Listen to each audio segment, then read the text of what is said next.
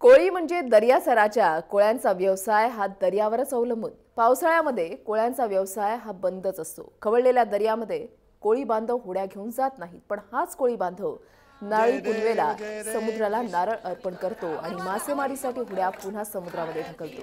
त्यामुळे नारळी पौर्णिमेचा हा सण कोळी बांधवांसाठी मोठा सण.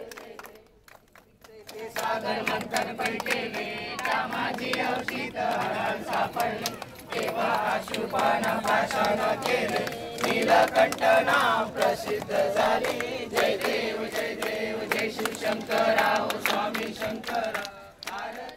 मुंबईच्या कोळीवाड्यामध्ये नारळी पुनवेचा उत्साह दिसून येतोय. मड कोळीवाड्यामध्ये कोळी बांधवांनी वाजत गाजत दर्याला नारळ अर्पण केला आणि त्यांच्या कोळी नृत्यानं तसंच कोळी बांधवांच्या अनोख्या बँड पथकानं इथलं वातावरण भारावून गेलं. जय देव जय देव जय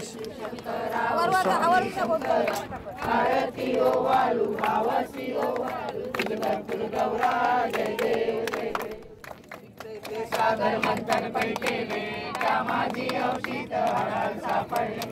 तेव्हा अशुभन भाषण केले.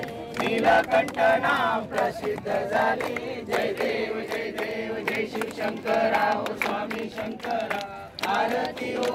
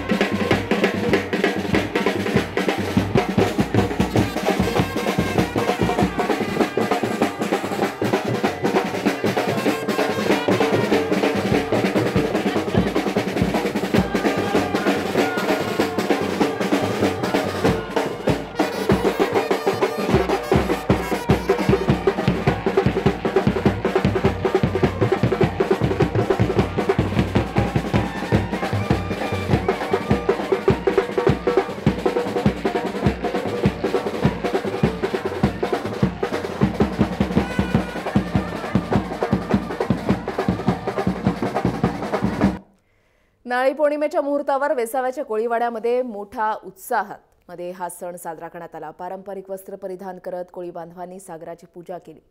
गेल्या 2 महिन्यांपासून सुरू असलेली मासेमारी आता पुन्हा एकदा सुरू होणार आहे, जी बंद होती. दर्याचा राजा आता पुन्हा समुद्रामध्ये उतरणार आहे आणि यावेळेला सागरानं त्यांच्या चुका पोटामध्ये घालून त्यांचं रक्षण करावं अशी प्रार्थना कोळी भगिनींनी केली. आढावा घेतलेला आहे आपली प्रतिनिधी सीमा दातेनं.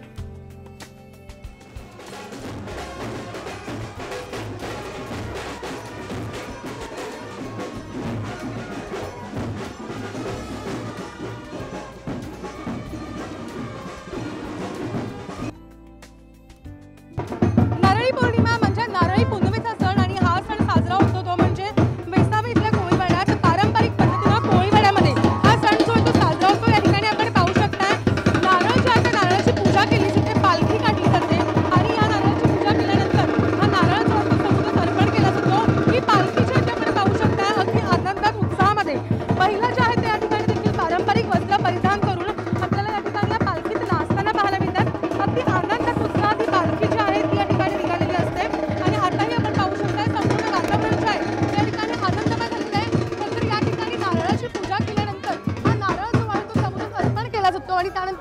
तयारी जी आहे ती या ठिकाणी सुरू होते.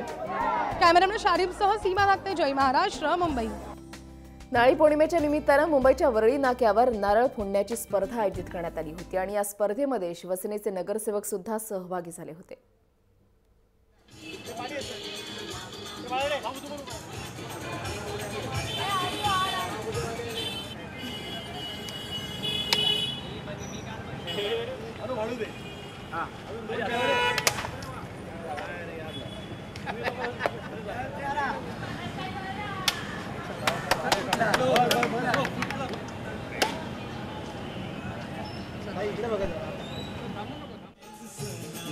यावेळेला त्यांच्याशी बातचीत केलेली आहे आपले प्रतिनिधी हेमंत बिर्जे यांनी.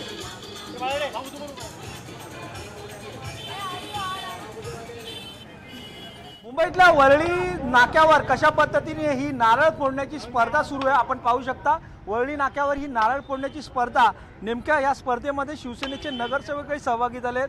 किशोरी पेडणेकर आणि अरविंद भोसले. काय ही नारळ स्पर्धा नेमका काय उद्देशाने आहे? मुळात मध्ये ह्या राखी पौर्णिमा किंवा नारळी पौर्णिमा असं करून या श्रावणातल्या पौर्णिमेला नाव दिलेलं आहे. आणि नारळ हा किलक आहे आणि किलक हा निसर्गाचा जो एक चमत्कार ज्याला म्हणतो की एवढं कडक आवरणामध्ये सुद्धा पाणी, त्या पाण्याचा साधर्म्य या समुद्राच्या पाण्याबरोबर की हा नारळ अर्पण केल्यानंतर समुद्र हा शांत होतो, निसर्गाचं चक्र हळूहळू हळू कमी होत जातं, पावसाचा जोर कमी होत जातो आणि जे कोळी बांधव आहेत ज्याचं समुद्राशी अतिशय जवळचं नातं आहे ते नातं त्या दिवसापासून अधिक परत घट्ट व्हायला येतं. ही परंपरा आहे मुंबईची, संपूर्ण महाराष्ट्राची, की नारळ फोडण्याची स्पर्धा. आणि विशेषतः हे जे नारळ आहेत ना, हे साऊथचे नारळ आहेत. हा टलीगडचा नारळ याला म्हटलं जातं.